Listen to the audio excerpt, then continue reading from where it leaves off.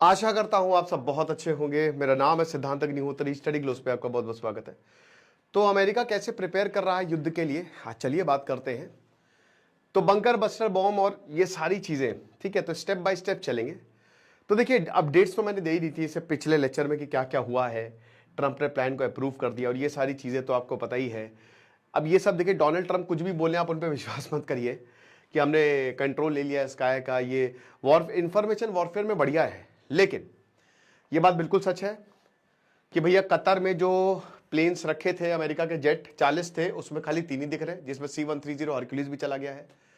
जो mid refuelling aircraft है वो यूरोप की तरफ बढ़े हैं और रेडीनेस पे यहां पे बोला है। तो पेंटागन ने ये सीधा सीधा कह दिया है कि हमने additional fighter jets, refuelling tankers और वॉरशिप्स, ठीक है, ट्रूमैन और जो कार्लसन है, ये दोनों वॉरशिप्स, ठीक है, एयरक्राफ्ट कैरियर जो है, ये स्ट्रैटेजिक लोकेशंस पर तैनात कर दिए हैं। ठीक है, तो सबसे जरूरी है, देखिए आप इसमें डोनाल्ड ट्रंप का वो देखिए कि डोनाल्ड ट्रंप ने ये कहा है कि हम एंड चाहते हैं, और एंड कैसे होगा जब हम इनके न्यूक्लियर प्रोग्राम को खत्म कर देंगे। और न्यूक्लियर प्रोग्राम को खत्म करने के लिए इनके न्यूक्लियर साइट्स पर हमला करना है। पूरी जंग इसी पे ही हो रही है। तो अगर आपको न्यूक्लियर साइट्स पर इसका खात्मा करना है तो आपको ऐसे बॉम्ब चाहिए जो इनके न्यूक्लियर साइट को खत्म कर दें। अब हमने कई बार बताया है कि फॉर्दो इजराइल बहुत ज्यादा नुकसान नहीं पहुंचाया है, तो इसीलिए इनको जो है वो जरूरत पड़ेगी बड़े बॉम्ब की, लेकिन उनको प्रोटेक्ट करने के लिए, क्योंकि अमेरिका का प्लान लंबा हो सकता है। अमेरिका देखिए, ईरान में सिविल वॉर भी हो सकती है। अगर ये लंबा चलेगा तो लोग वहां पे परेशान हो जाएंगे और फिर आपस में लोग भिड़ जाएंगे और वहां पे अमेरिका सेना उतर सकती है। तो ग्राउंड इन्वेजन भी इमिनेंट है। अभी गल्फ में अमेरिका के तकरीबन 40,000 के करीब ट्रूप्स हैं जो अमेरिका मेंटेन करता है। ठीक है ना, जाहिर सी बात है पूरे यूरोप की भी हेल्प मिल जाएगी, तो वो एक कोएलिशन बना लिया जाएगा जो अमेरिका करता है। अमेरिका के स्टेप 1 अमेरिका का ये होता है कि पहले घुस जाओ किसी देश में, और स्टेप 2 होता है कि वहां पे रहो, स्टेबिलिटी लाओ, जो कि ला नहीं पाते, और स्टेप 3 में वो बाहर निकल जाते हैं। स्टेबिलिटी की वजह से वो पूरे रीजन को अनस्टेबिलाइज कर देते हैं।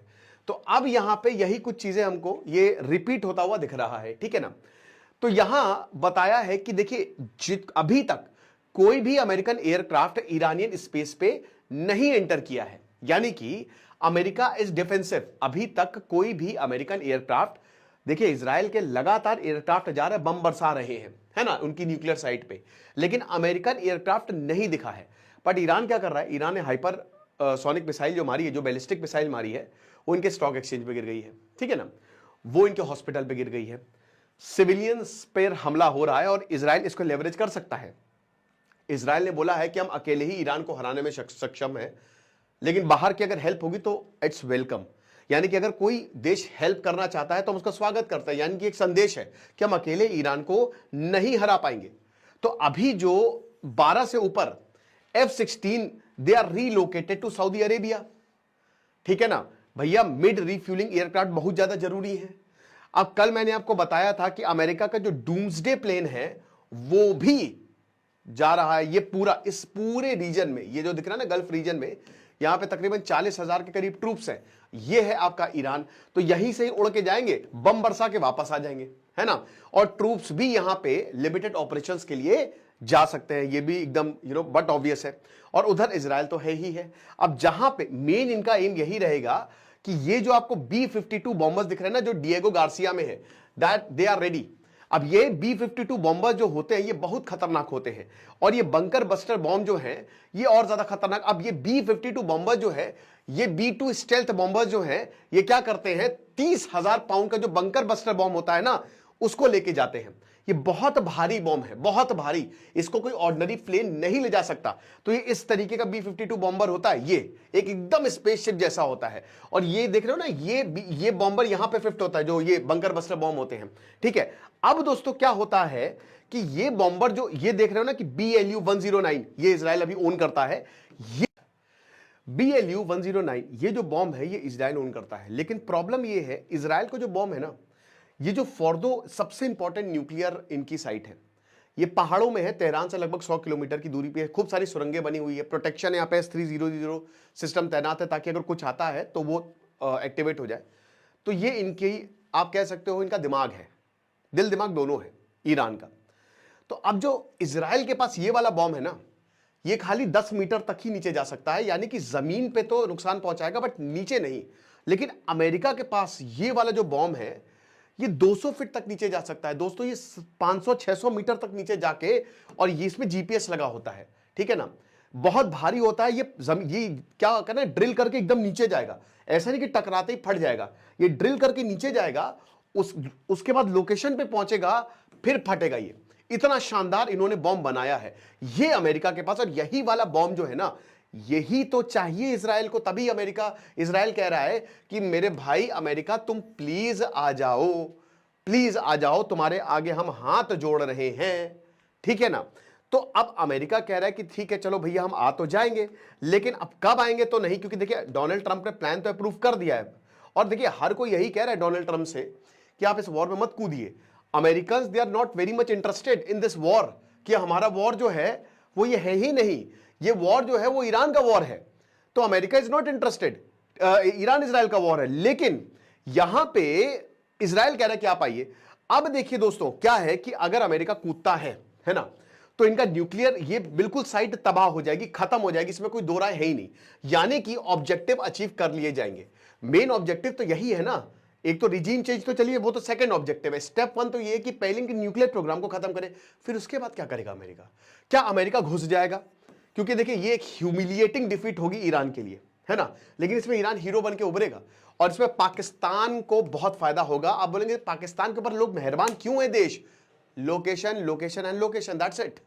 उसकी जो लोकेशन है पाकिस्तान की वो इतनी स्ट्रैटेजिक है कि हर देश को पाकिस्तान चाहिए। पहले यही जंग अफगानिस्तान के लिए थी कि हर देश को अफगानिस्तान चाहिए था, बट अफगानिस्तान अब हाथ से चला गया, अफगानिस्तान में तालिबान आ गए, तो अब पाकिस्तान क्योंकि बिकाऊ देश है तो उसको पकड़ो, इसको छोड़ो उसको पकड़ो, ठीक है ना।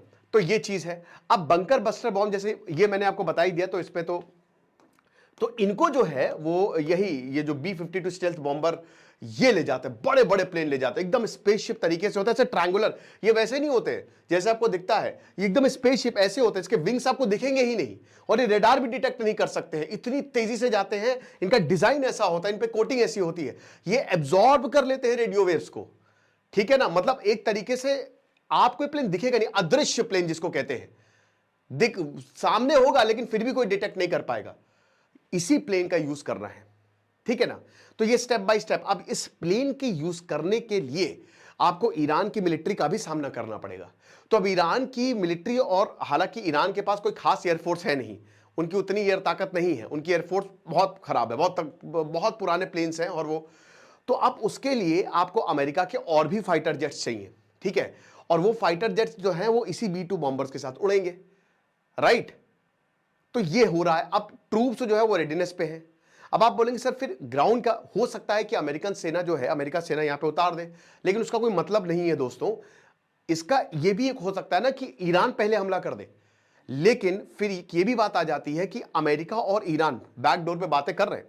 ये अमेरिका ने खुद कंफर्म किया है कि स्टीव विटकॉफ जो है वो इनके फॉरेन मिनिस्टर अब्बास अराक्ची के साथ बात कर रहे हैं, तो बातें हो रही हैं, आप समझ रहे हो। बाकी बातें बहुत बढ़िया होती है, डोनाल्ड ट्रंप भी बहुत बढ़िया बोलते तो अच्छा ही है, पब्लिक गजब के पब्लिक स्पीकर है। तो अगर आप भी पब्लिक स्पीकिंग सीखना चाहते हो, आपको डर लगता है पब्लिक स्पीकिंग से, NLP, EFT, ऑडियंस एनालिसिस से, personal branding, body language, story language, किस तरीके से ग्रुप डिस्कशन, तो भैया हमारा कोर्स आपके लिए मात्र 400 रुपए का कोर्स है, ठीक है ना। कोई कूपन कोड की जरूरत नहीं है, साइकोलॉजिस्ट डॉक्टर मयूरिका दास ने बनाया है, डिस्क्रिप्शन कमेंट बॉक्स में इसका लिंक दिया है, ठीक है ना। तो अब क्या है कि जो कि मैंने बताया कि ये सारी, तो इसमें बात यह है कि अमेरिका जो है इस बॉम्ब का यूज कब करेगा, व्हेन, ठीक है। डोनाल्ड ट्रंप ने 2 हफ्ते का टाइम दिया है, 2 वीक्स का टाइम इन्होंने लिया है कि 2 हफ्ते के अंदर अंदर जो है वो हम सोचेंगे। बट मुझे लगता है कि ये कुछ चाल भी हो सकती है कि खाली बताने के लिए। ये इस तरीके का बॉम्ब होता है, GBU, massive ordnance penetrator, MOP जिसको बोलते हैं। ये इस तरीके का बहुत भारी बॉम्ब, मतलब एक कमरे के बराबर बॉम्ब है ये छोटा बॉम्ब नहीं, बहुत बड़ा बॉम्ब है, ओके। तो ये अब उसके बाद देखिए, जैसा कि हमने बताया, इसमें आपको मिड रिफ्यूलिंग, एडिशनल रिफ्यूलिंग की भी जरूरत पड़ेगी। और अमेरिका के एयरक्राफ्ट ऑलरेडी जो रिफ्यूलर्स है ना, वो यूरोप, इंग्लैंड, मतलब इंग्लैंड, स्पेन, जर्मनी और ग्रीस यहां ऑलरेडी हैं और जा भी रहे हैं। फिर दोस्तों यहां पे क्या है ना कि जो ईरान की मिसाइलें हैं, ठीक है, उसको रोकने के लिए अमेरिकन वॉरशिप्स भी तैनात हैं, ठीक है ना, उसको रोकने के लिए। और ईरान की मिसाइलें जो हैं जो अमेरिकन वॉरशिप्स हैं रेडार पे हैं। फिर उसके बाद एयरक्राफ्ट कैरियर्स की भी बहुत ज्यादा जरूरत है। तो 2 एयरक्राफ्ट कैरियर ऑलरेडी यहां पे ट्रूमैन और विल्सन जो है वो खड़े हुए हैं, वो यहां पे आ गए हैं। ठीक है, रेड सी पर जो है वो खतरा मंडरा रहा है, तो वहां पे तो हमेशा ही अमेरिका का एक ना एक एयरक्राफ्ट कैरियर रहता ही है। देखिए अभी जो हमला हुआ ना, हमास और इजराइल युद्ध हुआ, तो हूतियों ने बहुत बहुत ज्यादा तबाही मचाई रेड सी पे, बहुत। तो अमेरिकन जितने भी वहां से एयरक्राफ्ट शिप्स निकलते हैं वो बहुत ही एहतियात के साथ निकलते हैं। और ईरान के पास क्योंकि कोई चॉइस नहीं है, तो अब वो यही बोलेगा कि जितने भी प्रॉक्सीज हैं, अब ये लड़ने और मरने का सवाल है, डू और डाई वाली सिचुएशन हो गई है। तो इसमें डिस्ट्रॉयर जैसे यूएसएस द सुलिवन्स और यूएसएस एरलिक बर्के, तो ये डायरेक्ट रोल जो है ये प्ले करेंगे इन डिफेंडिंग इजराइल। इजराइल लॉबिंग करता है पूरे यूरोप में, अमेरिका में। और यूएसएस का कार्ल विल्सन, ठीक है ना, ये भी जो स्ट्राइक बेसिकली जैसे आपने अभी देखा था ना कि किस तरीके से हमारी नेवी ने, आईएनएस विक्रांत हो गया, आईएनएस अरिहंत, उन सब ने जो है वो पूरा जो एयरक्राफ्ट कैरियर चलता है ना, वो अपने साथ बहुत पूरा जंगी बेड़ा लेकर चलता है। तो उसने अपने आप को कराची पोर्ट के सामने एकदम पोजीशन कर लिया था। ऐसे ही इन्होंने एकदम रेड सी पे अपने आप को पोजीशन कर लिया है। और यूएसएस निमिट्स जो है वो भी it is also on the way. तो एक तरीके से अमेरिका का एयरक्राफ्ट कैरियर, यानी कि ये समुद्र भी खतरे में है, सबसे ज्यादा तो समुद्र खतरे में है, क्योंकि this is water war.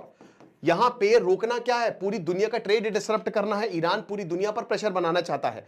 Iran ये कहेगा इजराइल ईरान के न्यूक्लियर को तबाह करेगा और ईरान पूरी दुनिया को तबाह कर देगा, रेड सी को रोक के, उसको चोक करके, क्योंकि चोक पॉइंट है 33 किलोमीटर का स्ट्रेट ऑफ हॉर्मुज, ठीक है ना। तो इसको भी तो बचाना जरूरी है, इसीलिए ये समुद्र की भी जंग है। इस तरीके का ये देखते हैं ना एयरक्राफ्ट कैरियर होता है, यहां से प्लेन ऐसे सट्ट से जाते हैं, और ये आपको ना बहुत ही ट्रेंड पायलट्स की जरूरत होती है, क्योंकि रनवे बहुत छोटा होता है। फिर जब ये आता है तो ऐसे रस्सी से पकड़ते हैं प्लेन को यहां पे।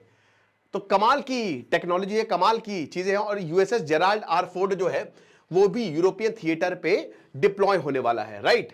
तो ये सारी चीजें डोनाल्ड ट्रंप जो है वो, उसके बाद जो ग्राउंड फोर्सेज है जैसा कि मैंने बताया वो भी अलर्ट पे, बट वो डिफेंसिव पोजीशन पे इस समय है, ठीक है ना, वो ऑफेंसिव पे नहीं है। तो इन्वेजन का अभी तो फिलहाल ऐसा कोई खतरा नहीं है ईरान को, ठीक है ना। तो this is just a defensive move.